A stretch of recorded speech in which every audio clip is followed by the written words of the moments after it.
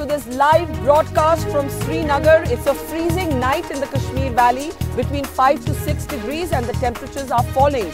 But the bitter cold has done nothing to reduce the political heat in an election that some say could be unlike any other that Jammu and Kashmir has witnessed so far. The BJP, of course, is making an unprecedented push for power in Jammu and Kashmir. Former separatists like Sajad Lone are now praising Prime Minister Narendra Modi. But in his inaugural election speech in Jammu and Kashmir, what stood out was Mr. Modi's silence on Article 370. Just a few months ago, in the Lok Sabha campaign, Mr. Modi called for a national debate on Article 370, and the BJP manifesto said the party was committed to abrogating this article that gives Jammu and Kashmir a special status within the Indian Union. But now the BJP finds itself in a peculiar position. In the Kashmir Valley, all of its candidates have said that Article 370 cannot go. Parties like the National Conference have accused the BJP of saying one thing in Jammu, another thing in Kashmir. The Congress has accused the BJP of rolling back on Article 370.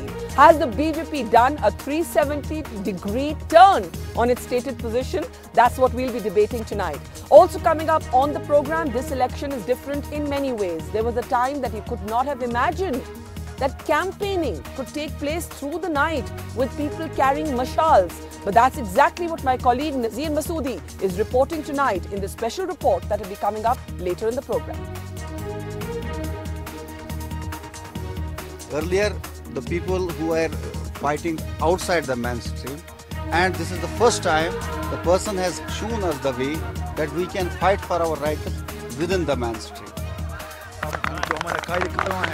जब इसने security ठुकराई तो हमें किस चीज का डर है? हमें इसका कोई डर नहीं है। बिल्कुल नहीं, हमें कोई डर बिल्कुल नहीं है।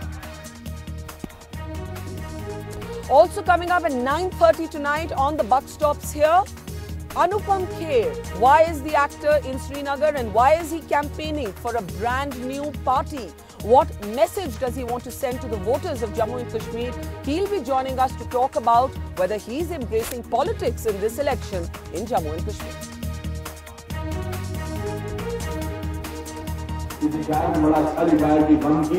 अंधेरी रात में दिल को ना बेकरार कर, गम की अंधेरी रात में दिल को ना बेकरार कर, सुबह जरूर आएगी, सुबह का इंतजार कर।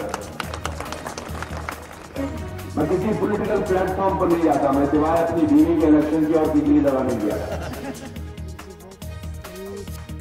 And let's get started with our big debate on the Buck Stops Here special. Live from the Kashmir Valley through the week, we'll be on the Jammu and Kashmir campaign trail reporting from on the ground. Tonight, it's got all politicians talking and public opinion divided. Article 370 has always been contentious. It, of course, according to people of Jammu and Kashmir, or at least according to the people of the Kashmir Valley, forms the basis of the accession of the state to the Indian Union. But opinion is divided even within the state, with many people in Jammu wanting this article to be scrapped.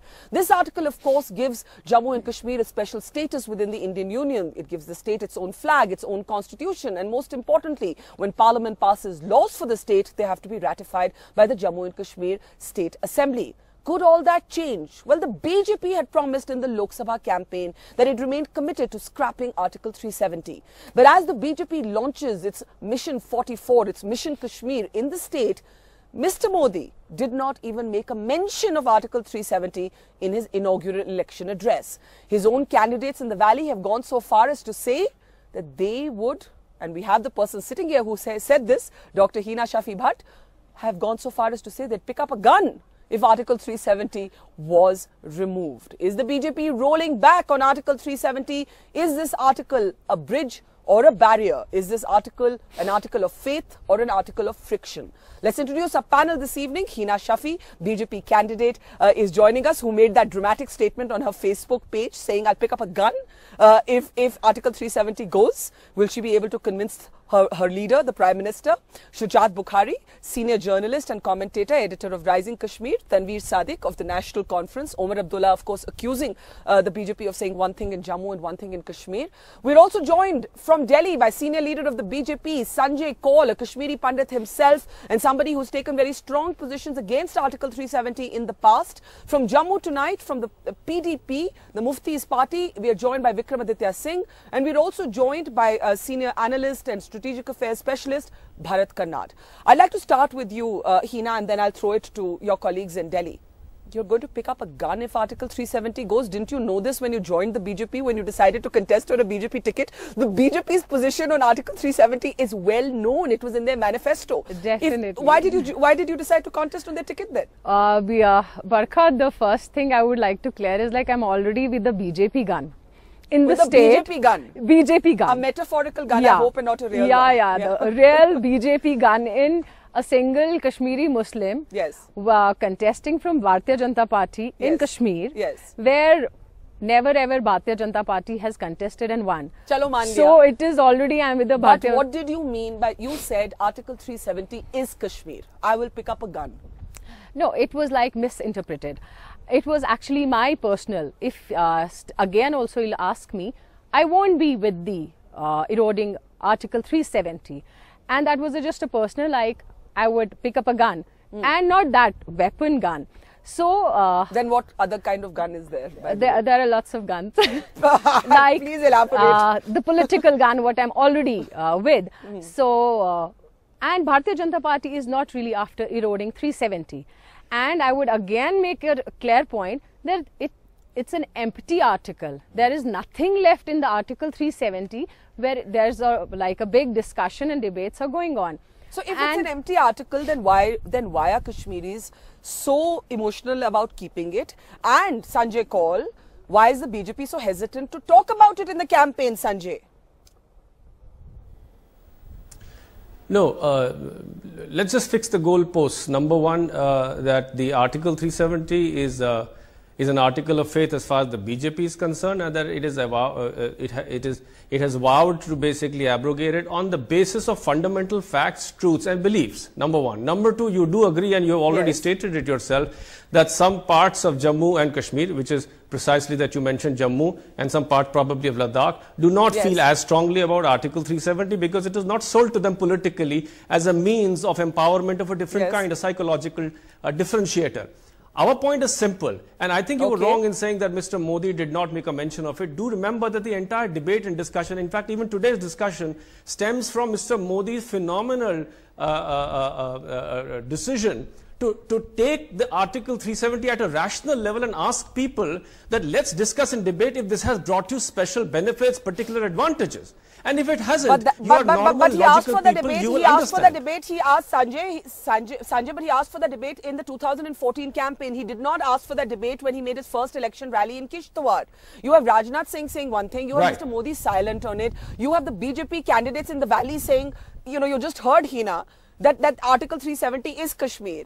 So isn't the BJP contradicting itself again and again on what has been one of your oldest positions politically? Yeah, like I said, let's fix the goalposts here. That position, as far as the BJP is concerned, the BJP's position does not change. The fact of the matter at the same time is that there are a number of people in Kashmir who are emotionally attached or have been sold the idea of Article 370 as a unique distinction. The point is that this has to be, the people have to be convinced. Mr. Modi did not suggest that we will ride roughshod over your ideas on it. The fact of the matter is that 65 years of propagating an idea and 3.5 to 4 months of trying to talk about it is not the same. Never was it mentioned that it would be abrogated over people's opinions. In a democratic setup, I have the freedom to be able to convince you, and I'm saying this again, I'll speak to all Kashmiris today and anybody who stands for Article 370, we will convince you that it brings you no benefit and you will be the one who will sign on that dotted line. Okay, you'll first have to convince Hina Shafi before you convince anybody else. But Tanveer Sadek, a question for the National Conference. Your Chief Minister has made much of... your chief minister has made much of the fact that the BJP is contradicting itself. It's saying one thing in Jammu, it's saying one thing in Kashmir. But when the BJP spoke about scrapping Article 370, you condemned them. When they have softened their position, you still condemn them. What is it that you want? Shouldn't you be welcoming a softening of position? See, first of all, Barkha, it's not about, there's nothing to debate on Article 370. If anything is to be debated, it is about the reversal of whatever laws have been extended to Jammu and Kashmir. Now, but you agree with Hina that it's an empty article today? No, there are 94 entries of close to around 97 that has been extended to Kashmir, but that's not the point. The point is that that's the only link between the state and the center. If you break that, you open the whole instrument of accession. My point is that the double standard that the BJP is playing with. They say one thing in Jammu, like they say, first of all, in the parliament election, they said abrogation of Article 370. Now, my friend Hina says that she'll pick up a gun, which she says there is some kind of another other kind of gun. Yeah. In fact, we also want to use such kind of a gun, which will ask for autonomy in that case, if that is the case. So my point is, in Ladakh they say something else. What is there to debate?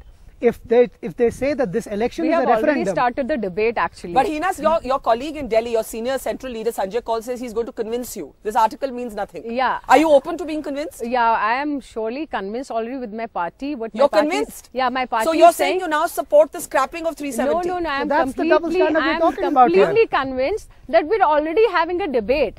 As our Prime Minister said, there's going to be a debate, there's going to be a discussion. So you welcome the debate? So we have already started the debate. You welcome the debate. Barkha, newsroom debates are not the debates we're talking about. Are they saying that this is a referendum for Article 370? If that, let them come out and say, okay, if they are not voted to power, they'll never talk about Article 370. Let Sanjay Kaul answer that.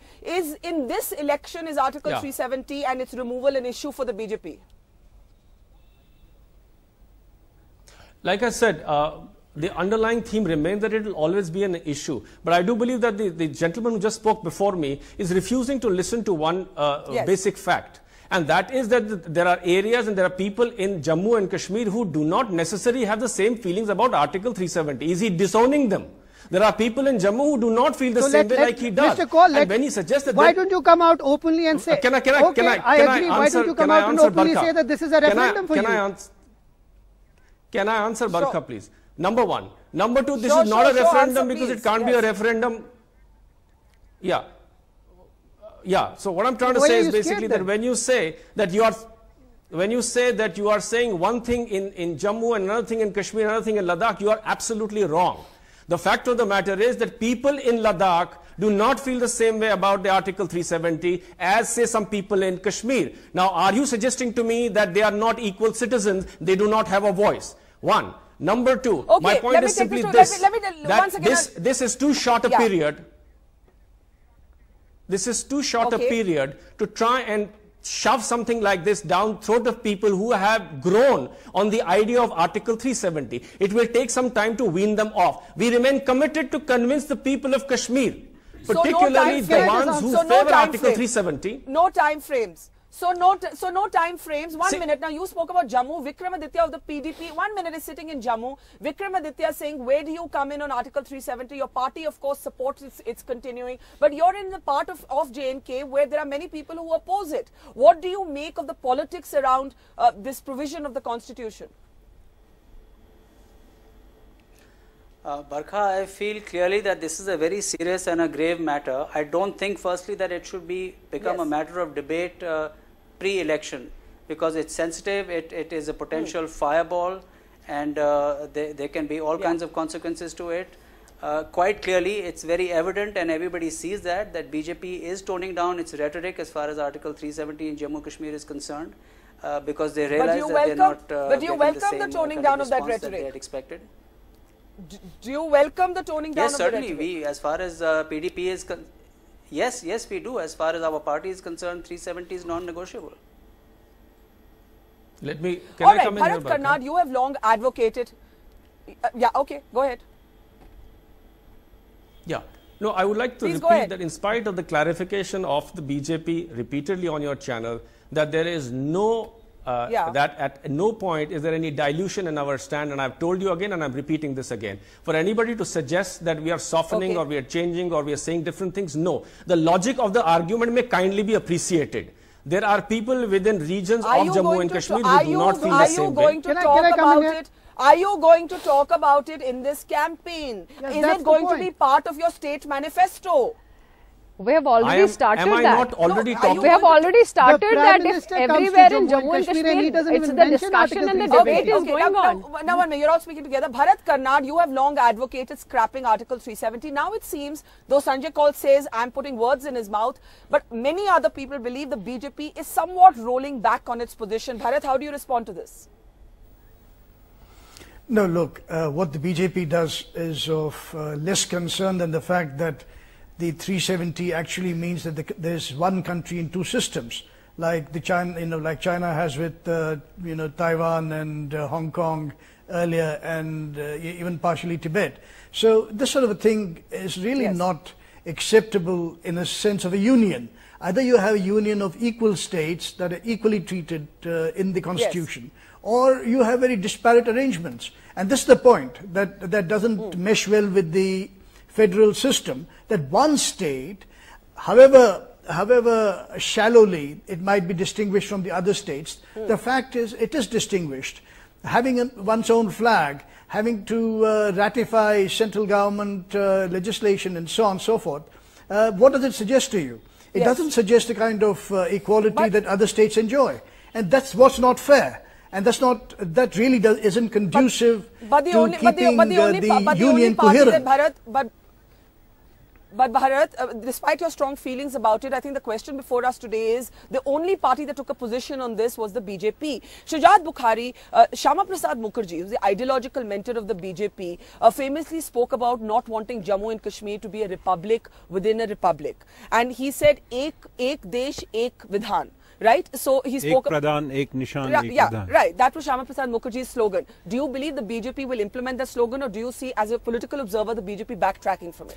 See, I'll tell you, I think whatever is happening, even if BJP comes to power and is in a position to actually scrap Article 370, I think people of Kashmir would see it as part of and continuation of a process of betrayal from Delhi right from 1947, what has been done. I mean, you know that people are talking today about the equality of Jammu and Kashmir state with the other states of India, but that's not a fact, because you have a dispute called Kashmir dispute. You are talking to Pakistan and Kashmir. You have another part of Jammu and Kashmir which is with Pakistan, and by virtue of 1995 Parliament resolution, it happens. Is Article 370 an issue that matters to the voters? Yeah, I don't think it may not matter to the voters, but I think it is, even if BJP is in a position or will be in a position to scrap it, I think it will be a psychological setback to the people of Kashmir, because the problem with Delhi has been that they have always played with the sentiments of the people of Kashmir. I mean, Jammu and Kashmir acceded to India on 3 subjects. There was a condition, and right from 1953, when you dethroned an elected leader called Sheikh Mohammed Abdullah, you jailed him because he didn't want that Jammu and Kashmir's special status should be eroded. And over a period of time, this special status, special identity was eroded, and now you are saying that whatever is left. Do you find the BJP confused on 370? Surely. Is that Sanjay trying to come in? 1 second, just 1 second. Surely they are confused. And one thing I just want to ask those people who are talking about the scrapping of Article 370 on the basis that this has stalled the development for Jammu and Kashmir. Tell me where it has stalled the development for Jammu and Kashmir. Now Hina, you're also sounding a bit confused, and Sanjay, I'm coming to you right after that. Are you for a national debate on scrapping 370, or do you feel the debate is not needed? What are you saying? No, for the debate. You're for the debate? Yeah, for the debate. You're okay with the debate on whether 370 has helped or harmed the state? For the debate. This is very different from picking up a gun and 370 is Kashmir. So you've done another about turn. No, as I before also said, like, we're already debating. The debate has started. It is never like BJP never wanted 370 to be the part of elections. In fact, knowing that 370 can be against BJP for the elections, and which our other parties are really taking advantage of that. But Rajnath Singh has already said that we should not rake up Article 370, but by doing that, he's practically raking up Article 370. I mean, that's... So what do you make of the BJP position? No, I think BJP has deliberately softened its position as far as Article 370 is concerned, because they won 2 parliament seats in Jammu, 1 in Ladakh. Their actually ambition and they're also eyeing some seats in the valley. I mean, their ambition is to grab power in Jammu and Kashmir, and for that they think that this might not go well with the voters in Kashmir. So that's the hub of the debate, Sanjay. You have basically surrendered 370, Sanjay Kaul, because this is your mission 44. You see this as your best chance to build on your good performance in the Lok Sabha elections in Ladakh and Jammu. You're eyeing a low voter turnout in the valley in 3 to 4 seats. And you're thinking this time maybe Jammu and Kashmir, we can at least be part of the power sharing government, even if not there on our own. No, couple of larger points. You see, when these people keep repeating that they're talking about softening a position here or there, you are undermining the role of leadership. You do understand that some of the people who are reacting to India and Kashmir and who would like to see these as two nations probably are repeating about, talking about, New Delhi sensitivities of Kashmiris as if there are no other sort of people who live in J&K except Kashmiri. So one is that they have to address their own constituencies also, number one. But number two, don't undermine the aspect of leadership. Minister, when he comes to the valley, when your leader comes to the valley, will he talk about the national debate again as he did in the Lok Sabha election?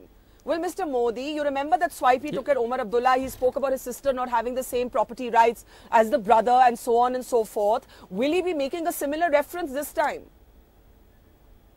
All aspects of a debate that he has sparked, and it leads and allows all of us to talk about it today.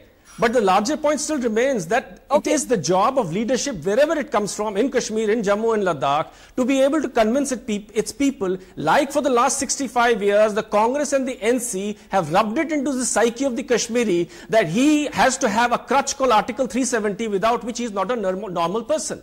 I am saying that it is the commitment of my leadership that I will convince you otherwise. Bharat Karnad. Okay, 1 minute. Bharat Karnad, you said that it's the larger question that bothers you, not what the BJP is doing, whether it's dilly-dallying. My question to you is this a non-debate? Is this a debate only in the media? Because my own sense is Article 370 is never going to be scrapped. That's my own sense, that this is something that surfaces every election. There is a legal question over it, because by definition, even if Parliament were to change it, it would need the ratification of the Jammu and Kashmir State Assembly, which is unlikely to ratify it if depending on who's in power. But, do you think it's a non-debate, a manufactured debate? Well, look, I think there is a larger meta debate here, in the sense that it transcends this election or any other election. And that is what I earlier stated about the status of all the states, constituent states within the union. I mean, that's the principle there. Yes. Now, you can debate the principle or disregard it, elections or not. But the point is, sometime or the other, one would have to address this basic anomaly that exists in our constitutional system. That one state, just one state, even though, as I keep repeating, Manipur and Travancore and other states might have had actually a better lien on a separate status than Kashmir, because they had a lot more documentation and God knows what else to support it. But there are 11 states, but there are 11 states that have special powers in the constitution. There is also Article 371, Bharat. And you have the northeastern states that have a special status. We never see this kind of politics. But none of those states have been, accorded the kind of the special prerogatives that J&K has. And which other state has a separate flag? Which other state is required to validate the central government legislation? Vikramaditya Singh, why does Jammu and Kashmir need its own flag? That's the question from Bharat Karnad. I think we have to understand and appreciate the point that Jammu and Kashmir does enjoy a certain special status vis-a-vis the terms and conditions of the instrument of accession which was signed by Maharaja Hari Singh. That is very clear. So to compare it with all the other states and say that it should have the same provisions as all the other states, I don't think is a fair understanding. The matter is also greatly legal and constitutional, as has been discussed, and I think there are a lot of implications apart from political implications that have to be looked into. So it is not as simple as saying that we require to integrate J&K with the rest of the country, and it's a simple matter of abrogating Article 370. There's nothing so simplistic about it. Can I come in here? The fact... Sajja, 1 second. Tanveer Sadiq's been waiting to speak. Tanveer, even in this freezing cold, as we sit by the Nagin Lake, 370 generates this kind of political heat, So it doesn't matter if it's 5 degrees, 4 degrees, 3 degrees, political temperature is up there on 370. But I have to ask you a different question. You heard the PDP's very mature response. We welcome the toning down. Why are you, the National Conference, complaining if the BJP has toned down? You should be welcoming it. See, although Sanjay says we haven't toned down. First of all, the whole picture about BJP is like a puppy chasing its tail. It's more like that. They are really confused lot. They don't know what to say. Now, it's do you think total, Hina and Sanjay are saying the same political thing? Do you think gimmickry Hina and Sanjay are saying the same thing? No, they're confused. They're both confused. He's saying one thing in Delhi and she's saying another thing in Kashmir. Now, they're playing politics. That's very evident here. Now, Syama Prasad Mookerjee was a signatory of the Article 370 of the Constitution. So by that virtue, he had agreed to Article 370. No, but then he launched the Praja Parishad. He changed his position. Again, the confusion again. So the confusion has been coming from 1953. Now, the very important point is, like my friend Shujat said, Article 370. Just 1 minute, Mr. Kaul.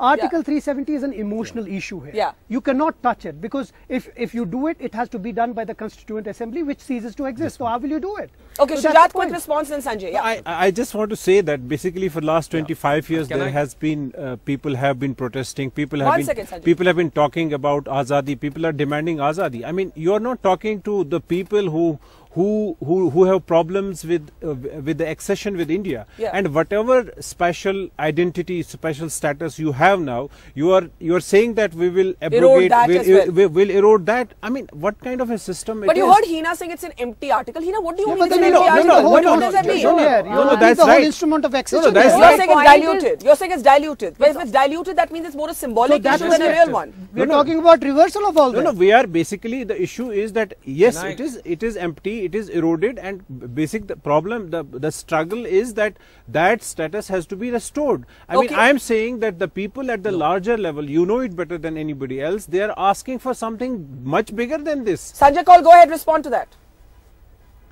Yeah, quickly, not specifically to the reaction these gentlemen made. I'm coming back to the larger issues of this, the touting repeatedly about the constitutionality of the issue. I think everybody has to understand two things. One is situations are dynamic. Number two, laws are created for people, not the other way around, and they are subservient to the cause they espouse. Once relevance is lost, laws lose meaning, number one. Number two, you're also, by focusing on a number of people who are invested in this idea of 370 as a differentiator, ignoring the larger mass of people of Jammu and Kashmir, and most particularly the young people who have absolutely no investment in this idea, who would like to get on and basically play their role on. Shujat Bukhari has a question for you. Sanjay Kaul. Shujat, go ahead. My question is only this, that I mean, I think it's not the prerogative of one political party to say that there are certain people who are against it, and as Tanveer said, I think that's the right approach. Then let us have a referendum throughout the state of Jammu and Kashmir and ask people, and I am sure that people in Jammu do not want to scrap the Article 370. So I mean, not the people let this election be a referendum. Not the people of Ladakh even for that matter. Okay, I have to start taking last comments. Hina, I'll start with you. My question is this. If you've moved your position from picking up a gun, Sanjay, 1 second, you move your position picking up a gun to say I welcome a debate. If the BJP were to ever scrap 370 or dilute it further, would you stay with the party or would you leave it? Because other candidates have said I'll be the first one to leave the BJP if they remove 370. Yeah, the point is, like, first let me make it clear that BJP is not after scrapping 370. BJP is not. When Sanjay Kaul is saying this is not a confusion. Let me make it clear. When our Prime Minister himself said we are not after scrapping 370, then everybody has their own point of view. I am saying my point of view. Sanjay is saying his point of view. The point is, like, our Prime Minister himself said in everywhere. If the BJP ever revokes 370, will you stay with the BJP? That time will decide. So you're not even saying willing to say no. What happened to the gun? No. That time will decide, because it is not in the party agenda. Okay, it is not at all in the party agenda. Okay, because the mountains are snowbound. So okay, last comments. Yeah, okay, please. Yeah. Go ahead. Barka, the term scrapping.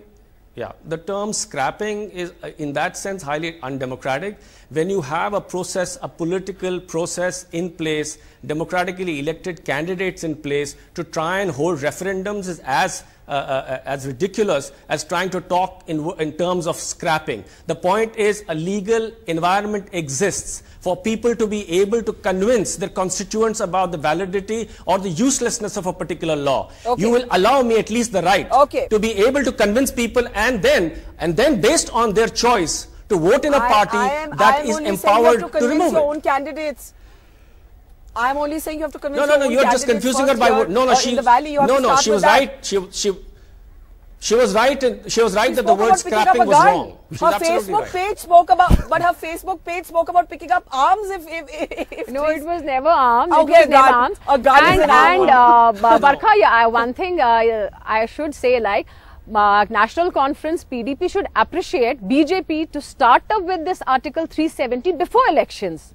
So you're saying BJP didn't make it an election issue? They forgot about it in election. We have not made it an election issue. Okay, that's the other confusion. Parliament elections, they were abrogation of Article 370. It is just between the political parties and in the media. That's a good point. 6 months back, you wanted abrogation of Article 370. Your Lok Sabha manifesto said you're committed. Lok Sabha manifesto said you're committed to abrogating 370. Lok Sabha manifesto of 2014. 6 months ago. Barkha, I have to end now. Yeah. Barkha, forget the Lok Sabha manifesto. The damn constitution of the BJP says the same thing. I have told you this is an article of faith for the BJP. We stand by it, but not undemocratically, not without having the power to be able to speak to the Kashmiris and ask them to reconsider their viewpoint and then to get voted in on that behavior. My point is simple. You will allow me that democratic right. Okay, Bharat Karnad, last 30 seconds. Bharat Karnad. No, look, I think if you're going to wait for the Kashmiri people and so on, and if you want that kind of referendum and popular support behind the scrapping of 370, it may not happen. And then, in that sense, it becomes a perennial sort of an issue that's raised now and then whenever the elections are around. But otherwise, it'll stay. In that case, I suppose the option would be to keep hollowing out the 370 as has been done over the years. But so the mere sort of shell remains of the 370 while the substance is gone. Would the Kashmiris be satisfied with that? Because they seem to be satisfied with the truncated 370 that they have lived with all these years. And that is because of the federalist imperative eroding. Yes. Yes, good question. That if it's already eroding and it erodes further, as long as the shell remains, Shujat, last comments? No, I mean, it's not question of eroding it and not eroding it and shell remains there. And I told you that, I mean, I think it will be another part of the betrayal. I mean, if you're playing with the sentiments like this, though people at large would say you on the ground that it may be there, may not be there, doesn't make there, but it is actually to send a signal that we have the power to reconquer Kashmir, and that's sending a very wrong signal. Tanveer, well, I'll go a step further by saying that whatever situation it is in Kashmir, whatever obtains in Kashmir, it's because of the mistrust, and that's because the Article 370 was eroded. My quick 2 points. One, that Article 370 they're talking about, where was all this debate, all this shouting from the rooftops about debate 6 months back? Now, my last point is, quickly, after we end now. Long time, even if all the leaders in Delhi sitting in here, we are no more here, the Article 370 will still stay. Okay, Sanjay, you have 10 seconds because I really have to end now. Please. Article 1. Article 370. Yes, I would have liked that it would have ended on a more serious note, but this typical talk of betrayal, behaving like children who are dependent on, you know, a deity, this is not the language of the century. The fact of the matter is that nothing will be done which is not constitutional, nothing which will be done which is not democratic. Either you participate or you don't crib. If you have the arguments, present them. And I challenge you, and I tell you this in my lifetime and yours. We will be able to do this. I think I have to respond. I think it's not question of just saying betrayal, but you have seen that what betrayal means. Betrayal means betrayal means 25 years of turmoil and lives of 100 people. You take that to the Congress. Okay, 25 years. Take that to the Congress and the National Conference. Sanjay Kaul, Vikramaditya Singh, Bharat Karnad, and Shujat Bukhari, Tanveer Sadiq, Hina Bhatt. The gun? The gun? The BJP gun. The BJP gun, whatever that means. Thank you so much to all our panelists. We'll be taking a quick break. Up next, Anupam Kher is in the Kashmir Valley supporting a new political party. Is this his embrace of politics, or is it because of his emotional attachment to Jammu and Kashmir? He's joining us live up next on the other side of the break. मैं यहाँ किसी नेता की हैसियत से नहीं, उन कश्मीरी भाइयों बहनों के लिए आया हूँ जिनका दर्द मैं समझता हूँ, क्योंकि मैं यहाँ बहुत साल रहा हूँ। कोई नहीं, कुछ चेंज नहीं हुआ पिछले 50-40 सालों में यहाँ। वही गलियां, वही सड़कें, वही तकलीफ, वही बेरोजगारी, वही परेशानियां। चेंज होना चाहिए।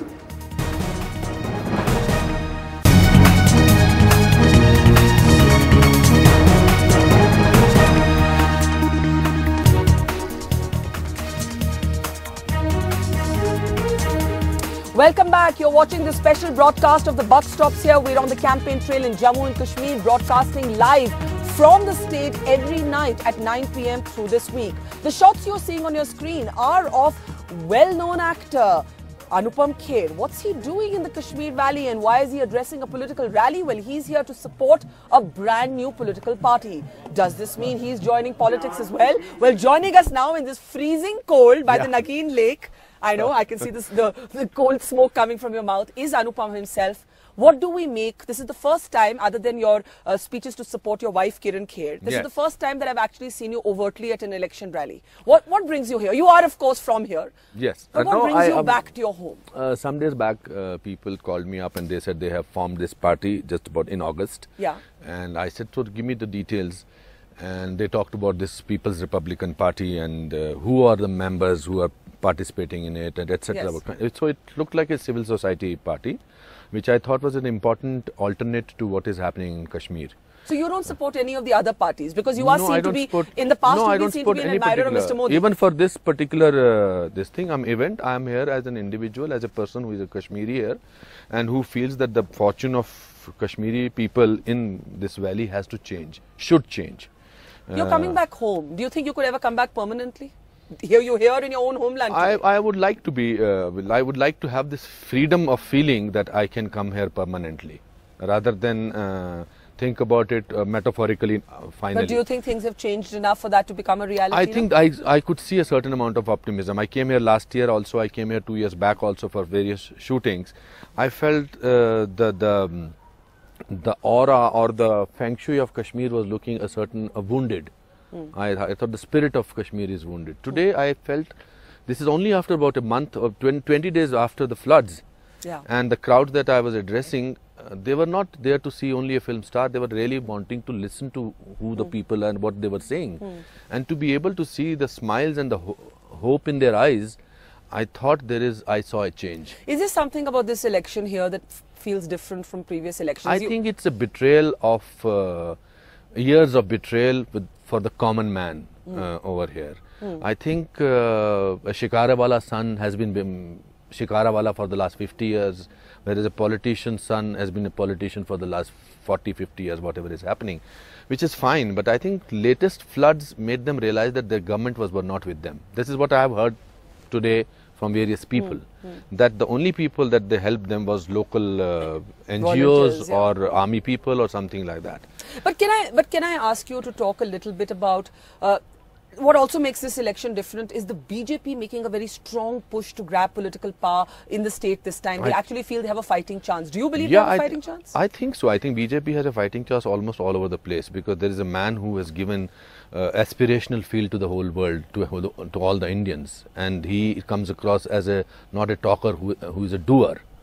And I think Kashmiri people also feel that he can do something for them. So then why didn't you come here if you feel that way and support the BJP candidates? You went to because this I am political out party. of politics. Because as an actor who has been working here for a long time, as a Kashmiri, I will make much more sense than if I join a party.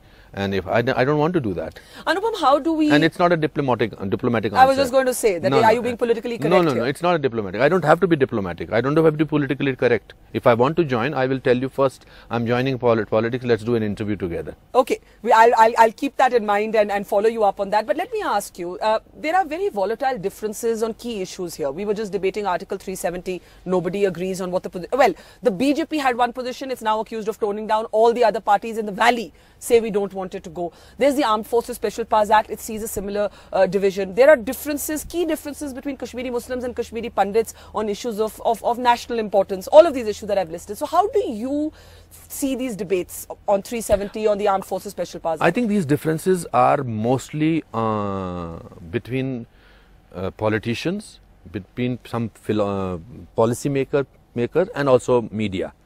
They're not between people? I don't think people of this valley or people of Jammu and Kashmir are actually interested in all those things. They want their lives to be better. They want their infrastructure to be better. They want the roads to be better. They want jobs. They want their less corruption in this place. I don't think it makes such a difference to their life that whether this party, what has happened? Earlier Congress and PDP were together, then Congress and NCP are together. Somebody was telling me in the car that who is going to form the government? You know, usually Congress, PDP. So it's the whole thing. That's why it's important to have a change. That's why this quality of Mr. Modi making an inroad by delivering. So I think that makes a difference. I think Article 370 can be debated, but what have the people of this city benefited for anything? Let me ask you. From Article 370? For anything. From Article 370 being ruled by so-and-so, being ruled by so-and-so. Nothing. Are you disappointed that the BJP, Mr. Modi's first speech did not make any mention of 370, though its manifesto in the Lok Sabha election was committed to scrapping I feel Mr. Narendra Modi is smart enough to sort of know what he's going to say and when is he going to say. So I don't want to question his intelligence. If he did not say, maybe he has a plan in his mind. But who you and me can sit down and interpret Article 370, but the person who is driving my bus or driving my car is not interested in. He is wanting his life to be better. So this is an interesting thing for intellectual or pseudo-intellectuals to talk about. You're saying it's a non-issue for voters? You don't think it has a symbolic value on all sides? What is symbolic? What is symbolism in with their life not changing at all? Special status to the city is basically, to this state is basically Article 370. Yes. But special status has helped whom? Politicians or the common people of this place? If it had helped them, then we would have not seen this crisis. This would have been a most amazing place. Well, it's still a pretty amazing place in terms of wounded.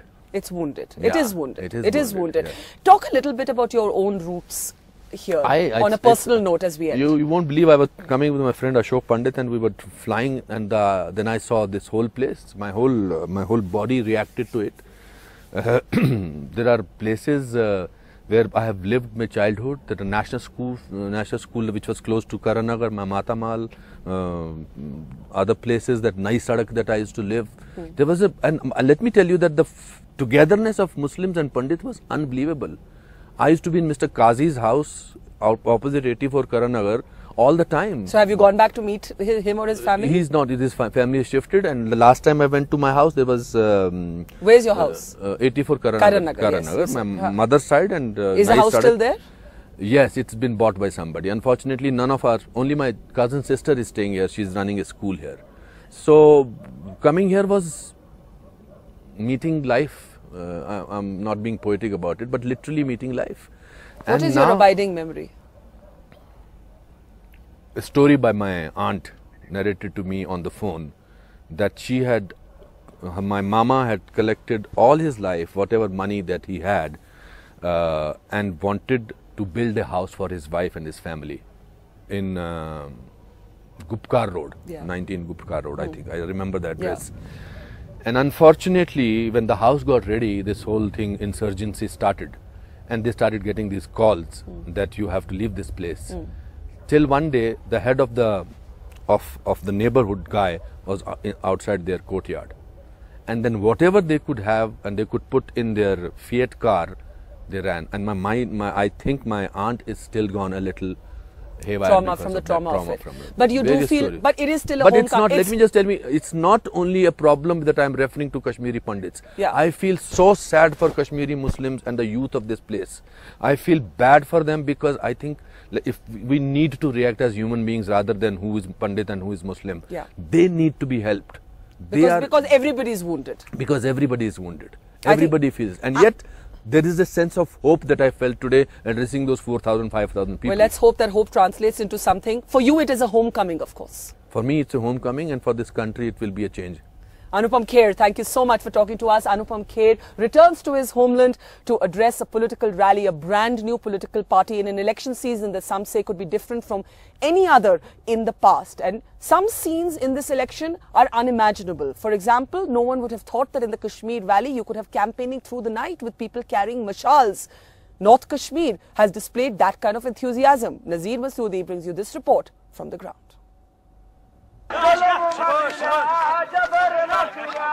The glow of democracy, That is what you're seeing in this election campaign late at night in a remote village of Langate constituency in North Kashmir. Traditional flaming torches are providing not just warmth in the freezing cold, but also much needed light in areas that were, not long ago, steeped in the dark alleys of militancy and separatism. In Ghaziabad area, people have often boycotted elections in the past, but now they see their vote as the best option. Earlier, the people who were fighting outside the mainstream, and this is the first time the person has shown us the way that we can fight for our rights within the mainstream. We have to provide him support every time because elections are getting near, time is less, so it will take time in the evening also.